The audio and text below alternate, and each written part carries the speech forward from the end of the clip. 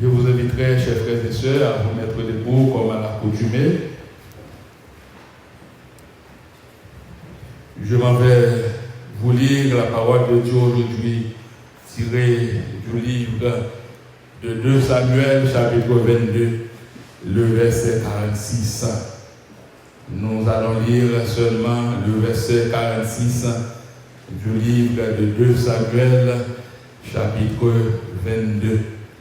Vous pouvez continuer à lire ce chapitre de chez vous. 2 Samuel, chapitre 22, verset 46. Les fils de l'étranger sont en défaillance.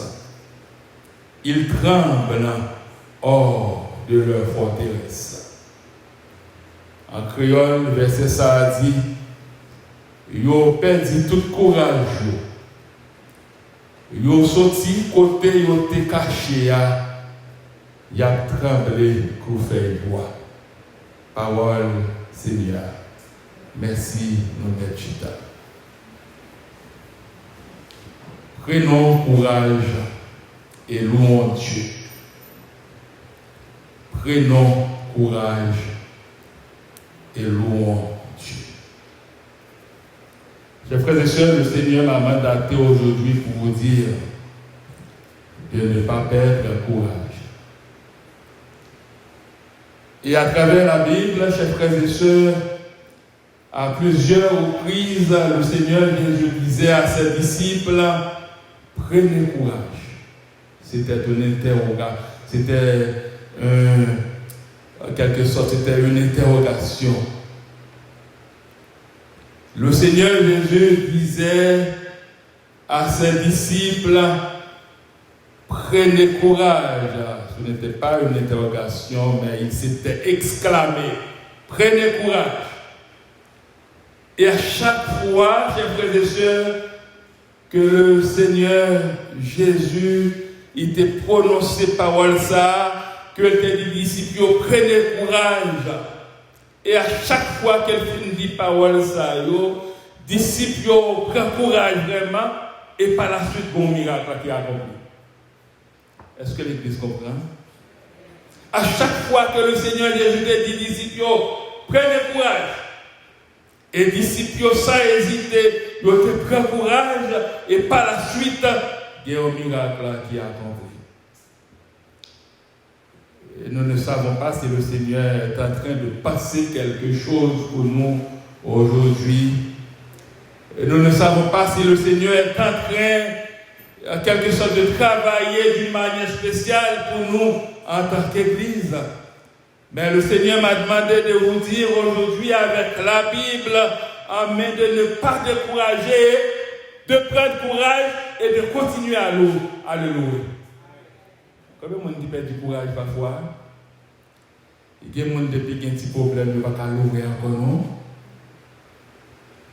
David, chers frères et sœurs, en quelque sorte, en tant que serviteur de Dieu, de trouver une impasse. David, en tant que serviteur de Dieu, pendant qu'il a marché avec bon Dieu là, et bien il était dans une bataille sans pas prendre compte avec des ennemis. Et ce n'est pas n'importe quel ennemi, c'était l'ennemi qui te connaît bataille. Et puisque c'était David qui était à la tête, eh bien David te gagné souci pour le faire comprendre avec tout disciple, tout le monde qui t'a marché avec lui, tout le monde qui t'a suivi, il t'a insisté pour le dire, prends courage, pas décourager. Et lorsque David te parle comme ça, pour te dire, dans le texte de Samuel 22, prends courage, David savait une chose, chers frères et sœurs. David savait que si le peuple perdait courage, la défaite devenait inévitable, immanquable.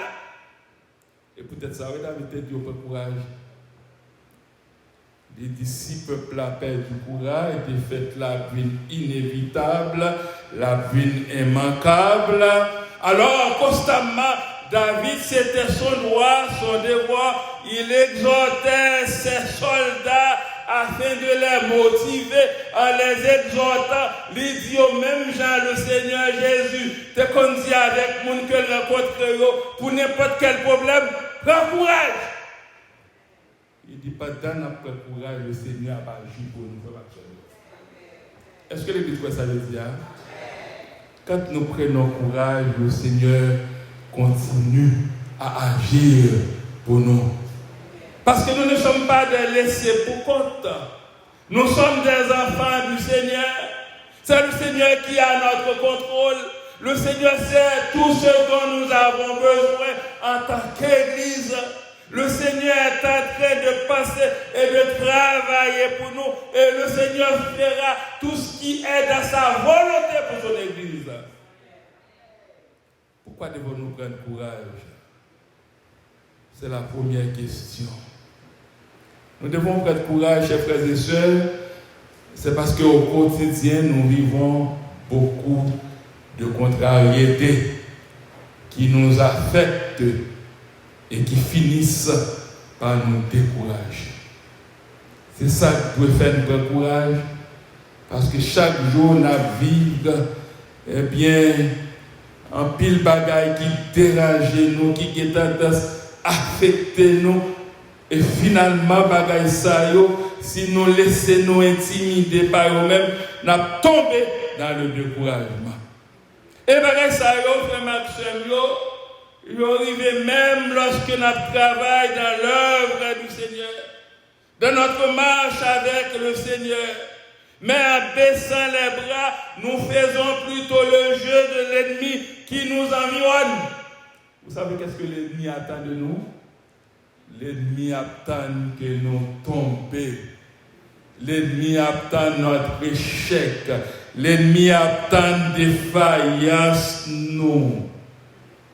La Bible, la parole de Dieu dit, chers frères et sœurs, dès que nous souhaitons travailler pour Dieu, nous pouvons voir les difficultés se dresser et des tensions apparaître afin de nous empêcher d'atteindre notre objectif. L'homme papa ne fait rien pour bon Dieu, qu'un petit bagage a marché bien. Mais dès pour prendre position pour bon Dieu, le diable, chers frères et sœurs, la panique. Dès pour lever camper pour mon Dieu, et bien par l'autre monde que le diable a ciblé encore, c'est vous-même pour tomber dans le découragement. Et si tôt tomber dans le découragement, le diable a contre nous. Quand ça passe pour tomber dans le découragement, c'est comme quoi on vit avec la peur. Pas doit vivre avec la peur, le doute à rentrer dans nous-mêmes. Pendant le doute à rentrer dans nous-mêmes, et puis le diable, de côté le passé, il fait salver avec vous. La Bible dit que chaque fois que nous tremblons et que nous nous décourageons, nous tombons dans la défaillance. C'est ça, oui, la Bible dit dans le texte là. De Samuel 22, le verset 46. Parce que tu es dans une lutte, ennemi t'es entouré. D'après l'ennemi, il a rapporté la victoire sur David. Le texte a dit, les filles de l'étranger sont en défaillance. Ils tremblent hors de leur forteresse. Créole a dit, ils ont perdu tout courage, ils ont sorti côté, ils ont été cachés, ils ont tremblé, couffez-moi, parce qu'ils ont saisi. Ils connaissent et apporté la victoire sur le serviteur de Dieu. Et David malgré l'épreuve, il n'a pas ébranlé, il te prend courage. Même Jean, le Seigneur te conduit avec disciples pour prendre courage. Et chaque fois, Dieu prend courage. Par la suite, il y a un miracle qui fait. David te dit ça comme ça. Et finalement, c'était David qui te rapporte des victoires pour Maxime. Le contexte de notre texte, la question, chers frères et sœurs, nous laisse comprendre que l'ennemi nous guette à chaque instant. Parfois, nous sommes entourés d'ennemis, chers frères et sœurs, mais nous n'avons pas la capacité à les identifier. Somme 3 dit, oh, combien mes ennemis sont nombreux. Quelle multitude se lève contre moi. Ou pas connaître sur une bataille, mais on a bataille. Ou pas connaître sur l'ennemi, ou gain ennemi. L'ennemi nous gagne à chaque instant. Il est dans un combat avec nous pour nous faire décourager. Mais Dieu peut nous délivrer comme il a fait pour David, chers frères et sœurs. Le Seigneur peut nous délivrer comme il a délivré David. Vous savez, parfois, la délivrance que nous espérons, parfois, ce n'est pas du bon Dieu. Non, bon Dieu fait ça. Et quand bon, l'autre délivrance qui a fait tourner, on toujours fait Maxime. Mais si vous n'avez pas de courage, vous avez perdu ni sac, vous avez perdu ni crabe. Parole ça a été dit par David lorsque l'Éternel te délivrait de la main puissante de tous ses ennemis et de la main de Samuel 22. Et puis il considère comme étant un cantique de délivrance composé par David pour sa délivrance. Ce n'est pas pour rien, non? Le texte a été écrit de Samuel 22. David est sorti dans la bataille là, c'est pas lui qui te met tête dehors, c'est l'Éternel qui t'a délivré. Et puis sous le temps pour lire tout de Samuel 22, ou après un côté David a mentionné bonté, l'Éternel, ça l'Éternel fait pour lui. Lorsque le passé, eh bien, il a fini avec lui, mais l'Éternel passait avec lui. C'est que ça dit, il a perdu tout courage. Il a sauté côté, il a été caché. Il a tremblé qu'on fait quoi. Parce qu'on a parfois ennemi, ou qu'on guerre, mais ils ne sont pas rendus compte. Et puis après, quand l'ennemi a gardé, il saisit. Parce que pas de travail pour te camper encore, le travail pour te anéantir. Mais dans le nom du Seigneur, chers frères et sœurs, même lorsqu'on rencontre un problème en tant que monde qui marche avec le Seigneur, mais le Seigneur a là la victoire selon sa volonté souveraine, chers frères et sœurs. À travers les difficultés, nous avons tendance à être terrifiés très souvent. De par nos attentes pour l'avenir. La parole dit attitude ça qui, en quelque sorte, qui est tendance terrifiée, non fait, non anéanti. Les dit attitude ça, si nous pas fait effort pour nous connaître que bon Dieu existait, la même fait nous perdu la foi, n'a perdu enthousiasme, nous n'a perdu joie, nous pour nous servir et vivre pour le Seigneur. Et dit toute bagaille ça, yo a mené nous au découragement. Chrétien pas appelé pour le décourager. Chrétien a appelé pour le reconnaître que les moments difficiles font partie de la vie aussi.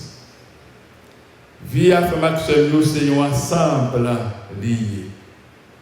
Dans un ensemble, il y a toutes sortes d'éléments. Il faut qu'il y ait tout élément pour parler de ensemble. Si pas d'élément, pas d'ensemble. C'est même genre dans la vie à faire gagner un moment de rose, gagner un moment d'épine. Moment de rose, tout le monde a joie, tout le monde sauter, tout le monde pomper. Parce que là, il marche bien. Mais dans le moment d'épine, même si tout le monde a fait effort, pendant quelques secondes, qui est content, après quelques secondes, vous voulez. Parce que c'est épine. Alors que nous répétons, et bien d'après Jean l'écrit de la Bible, toutes choses concourent au bien de ceux qui aiment Dieu et de ceux qui sont appelés selon. Regarde, puis le monde qui voit ça, on va finir. C'est comme ça Dieu fait maximum. Qui ça fait nous décourager? Qu'est-ce que nous fait de découragement? Découragement, qui ça le fait? Le découragement, frère Maxime, brièvement, il fait nous affaiblir. Et pour décourager ou affaiblir, ou pas de force. Parfois, les gens qui quitté le découragement, même si vous manger ou pas sous manger, ou perdu appétit ou même de l'eau ou pas qu'à boire. Ou qui a tendance à déprimer. Et lorsqu'on déprime, il agit sur santé, frère Maxime. Ce découragement qui nous fait, qui nous ôtait toute énergie et toute envie d'avancer. Il y a mon découragement à faire, dit, en tout cas, c'est fini pour moi, il faut m'en faire encore. Et là, tout frère Maxime, la Bible dit, attitude ça n'est pas positive, elle part en gloire à bon Dieu lorsque vous laissez vous emporter totalement par le découragement, ça n'a pas fait gloire, bon Dieu. Au contraire, elle est même dangereuse puisqu'elle nous mène tout droit à l'immobilisme et à la stagnation. Et immobilisme et stagnation, frère Maxime, c'est deux pièges dans lesquels le diable veut que nous tombions. Le diable veut nous tomber dans l'immobilisme et stagnation. Qui ça l'immobilisme? C'est disposition à se satisfaire de l'état présent des choses, à refuser le mouvement ou le progrès. C'est ça l'immobilisme. Jean-Yann correct pour ça. Il n'y a pas besoin de battre corps, non. C'est mourir, mourir. C'est ça l'immobilisme. Jean-Yann nous correct pour ça. C'est le diable là qui fait nous well comme ça. Et puis, dans correct pour ça, le diable là continue à contrôler nous, il fait salver avec nous. Stagnation qui s'allie lui-même, et bien c'est absence de progrès, absence de développement. Absence de progrès, absence de développement. Dans tout sens, frère Maxime, croyant, chrétien, besoin de développer tête pour les marcher vers le développement dans tout sens, pour les marcher vers le progrès dans tout sens.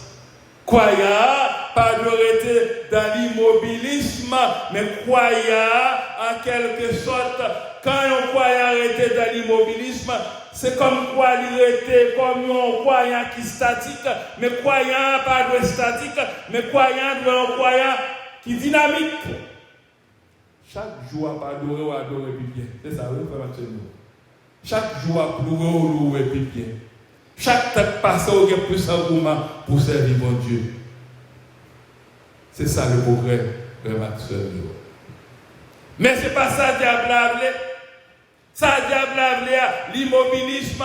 Lorsque nous faisons ça, diable a voulu, nous baissons les bras. Le fait que nous baissons les bras, le diable a été dans ce moment de nos côtés. Pas que le monde là qui voulait que c'est le diable qui mène.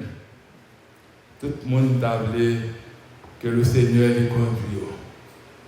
Quand nous chante qui dit mais moins, tout ça, que la vie moins, fait sauver avec moi. Une fois que nous avons servi mon Dieu qui est quitté le monde, prend main, mener côté mon envelé.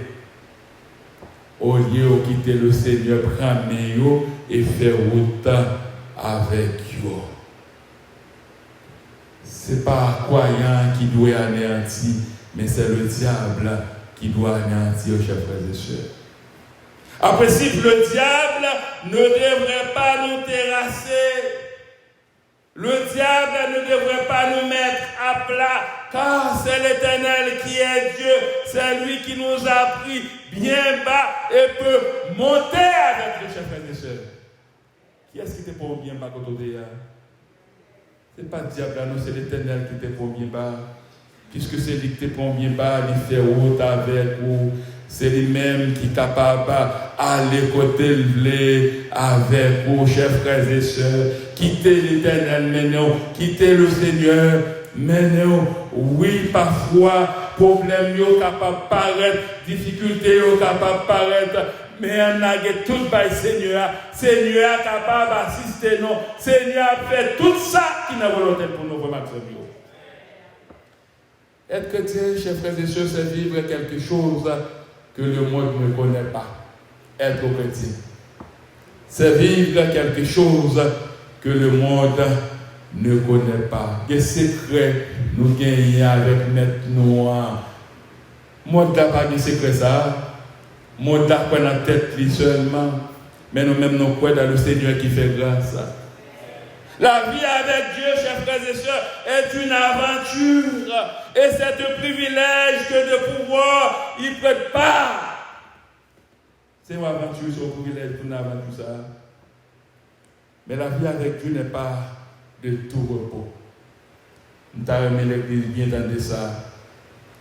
Oui, la vie avec Dieu est une aventure. Nous besoin d'entrer dans l'aventure ça. Mais la vie avec Dieu n'est pas de tout repos. La vie avec Dieu, chers frères et sœurs, elle nous conduit à vivre des combats, à relever des défis, à affronter des oppositions, mais aussi à remporter des victoires. Je vais répéter encore, la vie avec Dieu lui conduit nous pour vivre des combats. Je ne sais pas qui combat aujourd'hui. Mais quel que soit mon âme, on a un combat. La vie avec Dieu, en quelque sorte, nous conduit à relever des défis, à affronter des oppositions, mais aussi à remporter des victoires. Vous ne pouvez pas prêter comme ça, non? Pour tout le bagage aller rose. Les moments difficiles de venir, vous devez connaître que le Seigneur est là. Les moments difficiles, comme dans toute la vie, c'est ensemble. Et puis, il y a un moment difficile de considérer comme étant des éléments dans l'ensemble. Nous avons aujourd'hui à Frère Maxwell, Dieu peut se manifester dans toutes les sphères de notre vie. Vie personnelle, non, vie communautaire, non, vie ecclésiastique, non, le Seigneur peut se manifester. Parfois, notre attitude, il a péché pour Dieu agir très souvent. Le découragement nous fait souffrir et a tendance à mettre Dieu de côté. En tant qu'humain, moment de découragement, il a fait pleurer ou verser des larmes. Mais après quelques secondes, quand on dit comptez les bienfaits de Dieu. Comptez les bienfaits de Dieu. Depuis que tu quittes le pays, arrivé ici, le Seigneur t'a marché avec vous. Il conduit, il porte une famille, il porte un travail, il porte toutes sortes de capacités. Pour qu'il s'agisse aujourd'hui, si on dit moment difficile de venir, pour ignorer l'existence. La Bible dit non, moment difficile, pas de faire nous ignorer l'existence de Dieu. Nous avons besoin de reconnaître que nous sommes à l'école du Très-Haut. Dans cette école, il a décidé de passer nos tests. Dans cette école, il faut nous changer de classe. Parfois, pendant qu'on change de classe là, ou souffrir. Souffrance qui a dépassé la capacité. Mais rappelez-vous que même si Seigneur était avant dès le début, c'est lui qui a avant aujourd'hui et il a toujours avec vous. Nous pas de gens qui quitter le découragement, faire non pas louer bon Dieu. À nous louer bon Dieu dans le découragement, tant que Paul dit dans 2 Corinthiens, 1er verset 3, verset 4, il dit béni soit Dieu le Père de notre Seigneur Jésus-Christ, le Père des miséricordes et le Dieu de toute consolation, qui nous console dans toutes nos afflictions, afin que par la consolation dont nous sommes l'objet de la part de Dieu, nous puissions consoler ceux qui se trouvent dans quelques afflictions, chers frères et sœurs. À terminer pour nous, parfois, bon Dieu qui t'a crié, c'est pour qu'après des douleurs, après un temps, lorsque frère ou la soeur là, dans le moment où le parle, ou a une capacité pour parler avec lui, pour encourager, pour consoler. Même l'enseignant a te consolé, il forme pour consoler l'autre tout. Isaïe 41, verset 10 dit, ne crains rien, car je suis avec toi. Ne promène pas des regards inquiets, car je suis ton Dieu. Je te fortifie. Je viens à ton secours. Je te soutiens de ma droite triomphante. La terminé, frère Maxime, pour prendre courage et louer Dieu. Le Seigneur t'a gardé habitude dit avec Sila, qui te connaît marcher avec lui, qui t'attend un miracle. Chaque fois, il dit pour prendre courage, par la suite, il y a un miracle qui fait. Nous avons dit aujourd'hui, après Maxime, même Seigneur, ça n'a pas changé. Pendant le film de consoler, il a fait miracle, il a agi, mais il faut croire dans lui-même, il faut croire dans toute puissance. Il faut croire que c'est bon Dieu lié, c'est Seigneur lié, ça a été qu'on fait dans le passé. Il a fait aujourd'hui encore. À plusieurs reprises, Jésus disait à ses disciples, prenez courage. Et chaque fois qu'il reprenait courage, un miracle s'accomplissait. Ça empêche au miracle de dire. Posez cette question. Est-ce que c'est parce que nous n'avons pas quitté bon Dieu agir? Est-ce que c'est parce que nous avons une tendance pour place bon Dieu? Le Seigneur voyait dire à nous chaque, prends courage, louez-lui. Et parole la rappelez-nous. Lorsque te dit parole ça, chaque fois qu'il prononce et peuple attendait, lui-même lui agit.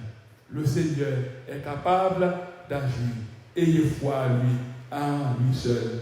Que le Seigneur bénisse.